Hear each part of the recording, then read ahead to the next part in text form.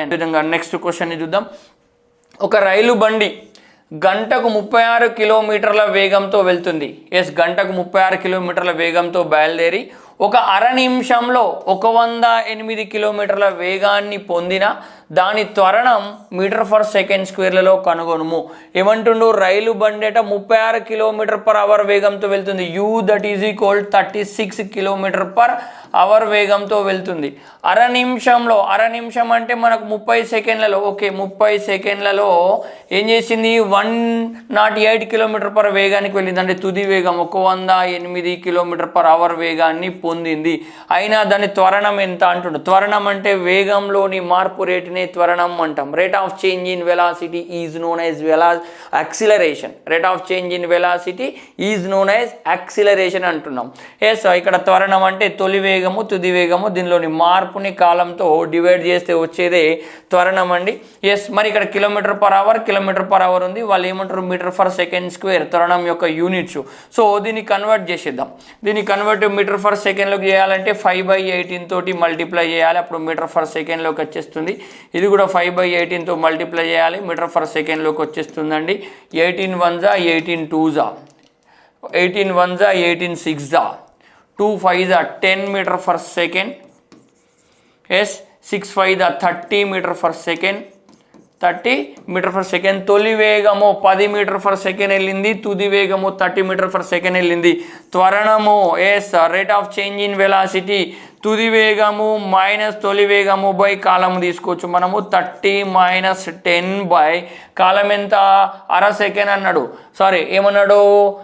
అర నిమిషం అన్నాడు. అర నిమిషం అంటే మనకు 30 సెకండ్లు. అర నిమిషం అంటే 30 సెకండ్లు అండి. ఇక 20/30 అండి. 20/30 దీన్ని డివైడ్ చేసేద్దాం. మనకేమొస్తుంది? 30 0 6 180 అగైన్ 20 0 6 అంటే 0.66 మీటర్ ఫర్ సెకండ్ స్క్వేర్ వేగంలో వెళ్తుంది. అంటే ఇట్స్ మీన్ దాని త్వరణం ఎంత వచ్చింది? ఇక్కడ ఉన్న తొలి వేగం తుది వేగానికి అర నిమిషంలో చేసేసరికి దీని యొక్క త్వరణం 0.66 మీటర్ ఫర్ సెకండ్ స్క్వేర్ అండి. ఇలా మనం చేసుకుంటే సరిపోతుంది. Then next question. ఒక విమానం 360 కిలోమీటర్ల దూరం ఉన్న 2 పట్టణాల మధ్య గల దూరాన్ని ఒక అరగంటలో ఎగిరినది. దాని వేగాన్ని మీటర్ ఫర్ సెకండ్లలో గణించుమంటుండు. ఇది ఒక పట్టణం ఏ అనుకుందాం, ఇది పట్టణం బి అనుకుందాం. రెండింటి మధ్యల దూరం 360 కిలోమీటర్లు అండి. 360 కిలోమీటర్లు అయితే ఒక అరగంటలో ఎగిరింది. అరగంట అంటే మనకు హాఫ్ అన్ అవర్ అంటే ఎన్ని నిమిషాలండి? 30 నిమిషాల సమయం అనేది పట్టింది మనకు. 30 నిమిషాల సమయం అనేది పట్టింది. కానీ మనకేమంటుండు? Metre for సెకండ్లోకి మార్చమంటుండు. వేగము ప్రయాణించిన స్థానభ్రంశం బై కాలం తీసుకోవచ్చు. 360 కిలోమీటర్లను ఇంటూ 1000 తోటి మల్టిప్లై చేసి ఇది మీటర్లోకి వస్తుంది. 30 నిమిషాలను మనం 60 సెకండ్లతోటి మల్టిప్లై చేయండి. ఏమవుతుంది? 1 నిమిషానికి 60 సెకండ్లు. కావున 30 నిమిషాలను 60 సెకండ్లోకి కన్వర్ట్ చేసేసినాం. ఇప్పుడు ఏమవుతుంది? 360 ఇంటూ 1000 యాజ్ యూజువల్. ఇక్కడ 30 ఇంటూ 60 అంటే 1800 వస్తుందండి. ఇక్కడ 0 0 క్యాన్సల్, 0 0 క్యాన్సల్. 18 ఒకట్లా 18 రెంట్లా అండి. 20 ఇంటూ 10 అంటే 200 మీటర్ ఫర్ సెకండ్ అండి. 200 మీటర్ ఫర్ సెకండ్ మనకి ఇక్కడ ఇది ఆన్సర్ అవుతుంది. Next question.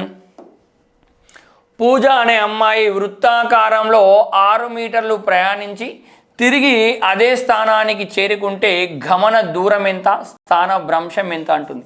పూజ అనే అమ్మాయి ఇక్కడ నుంచి స్టార్ట్ అయిందండి. ఇక్కడ నుంచి స్టార్ట్ అయ్యి ఇట్లా ప్రయాణించి తిరిగి ఇక్కడ దాకా వచ్చింది. ఇది వృత్తాకార మార్గంలో ఉంది. ఎన్ని మీటర్లు అన్నాడో? 6 మీటర్లు ఉందని వాళ్ళే మనకు క్వశ్చన్లు ఇచ్చిండ్రు. అయితే గమన దూరం ఎంత? ఈమె ప్రయాణించిన మొత్తం దూరమే గమన దూరం 6 మీటర్లు అవుతుంది. గమన దూరం ఎంత అవుతుందండి? 6 మీటర్లు అవుతుంది. మరి స్థానభ్రంశం ఎంత? తిరిగి అదే స్థానానికి చేరింది అన్నది. అంటే ఈ పాయింట్ దగ్గర మనం స్టార్ట్ అయ్యి మళ్ళీ అదే పాయింట్కి వచ్చినాం. కావున తొలి స్థానము అదే, తుది స్థానము అదే. తొలి స్థానానికి తుది స్థానానికి మధ్య గల అతి తక్కువ దూరాన్ని లేదా పొడవునే మనం స్థానభ్రంశం అంటాం. సో ఇక్కడ అతి తక్కువ దూరం లేదు, పొడవు లేదు, కావున స్థానభ్రంశం ఎంత అవుతుంది? 0 అనేది స్థానభ్రంశం అవుతుంది. ఎస్, గమన దూరం ఏమో 6 మీటర్లు, స్థానభ్రంశం అనేది 0 అవుతుంది. ఎస్, ఇది దీనికి సంబంధించిన ఎక్స్ప్లెనేషన్. నెక్స్ట్ క్వశ్చన్ అండి. ఒక న్యూటన్ బలం 500 గ్రాముల ద్రవ్యరాశి గల వస్తువుపై కలగజేసిన దానికి కలిగే త్వరణం ఎంత? న్యూటన్ బలాన్ని 500 గ్రాముల ద్రవ్యరాశి ఉన్న వస్తువుపై కలగజేస్తే అది పొందే త్వరణం ఏమంటుండు? F that is equal to ma అండి. F that is equal to ma అండి. బలం ఎంత? 1 న్యూటన్ అండి. ఎస్, మాస్ ఎంత? 500 mg అండి. యాక్సిలరేషన్ వి డోంట్ నో అండి. A that is equal to 1 Newton.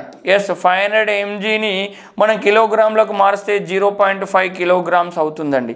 A that is equal to 1/0.5. 1/0.5 అంటే 2. Yes, 2 metre per second స్క్వేర్గా మనం ఇక్కడ తీసుకోవచ్చు. త్వరణం ఎంత అంటుండు? త్వరణాన్ని ఎప్పుడైనా త్వరణానికి యూనిట్స్ ఎంత? మీటర్ ఫర్ సెకండ్ స్క్వేర్గానే మనం తీసుకోవచ్చు. త్వరణం 2. ఆన్సర్ అనేది 2 గుర్తుపెట్టుకుంటే మనకి ఇక్కడ సరిపోతుందండి. Yes, F is equal to ma formula మనకు గుర్తుంటేనే ఇట్లాంటి ప్రాబ్లం రావడానికి అవకాశం అనేది ఉంటుంది. వీళ్ళ మధ్యలో ఉన్న రిలేషన్షిప్లో ఏ రెండు అయినా ఇచ్చి మూడోది కనుగొనడానికి ఒక అవకాశం అనేది ఉంటుందండి. ఇవి ఈ సెషన్లో ఉన్న క్వశ్చన్స్ అండి. నెక్స్ట్ సెషన్లో మరిన్ని క్వశ్చన్ తోటి మీ ముందుకు వచ్చే ప్రయత్నం అయితే చేస్తాం. అట్లాగే ఫిజికల్ సైన్స్కి సంబంధించిన కంప్లీట్ కోర్సెస్, తెలుగు మీడియం కావచ్చు, ఇంగ్లీష్ మీడియం కావచ్చు, ఫిజిక్స్ క్లాసెస్ కావచ్చు, కెమిస్ట్రీ క్లాసెస్ కావచ్చు, లేదా ఆర్ఆర్బీకి సంబంధించిన ప్రాక్టీస్ టెస్టులు కావాలంటే యూటర్న్ ది లెర్నింగ్ యాప్ని డౌన్లోడ్ చేయండి. ఈ యూటర్న్ ది లెర్నింగ్ యాప్ మన ప్లేస్టోర్లో ఉంటుంది. అట్లాగే వీడియో డిస్క్రిప్షన్లో లింక్ కూడా ఇస్తాను. ఆ లింక్ ద్వారా కూడా మన యాప్ని డౌన్లోడ్ చేసుకోవచ్చు. డౌన్లోడ్ చేసుకొని ఆ కోర్సుని యూజ్ చేసుకునే ప్రయత్నం అయితే చేయండి. ఇట్లాంటి ముఖ్యమైన అప్డేట్స్ ఎల్లవెల్ల పొందాలంటే మన ఛానల్ని ఫాలో అవ్వండి. వీడియో నచ్చితే లైక్ చేయండి, షేర్ చేయండి. మన ఛానల్ని ఇంకా సబ్స్క్రైబ్ చేయకపోతే సబ్స్క్రైబ్ చేయండి. Thank you so much. జై హింద్.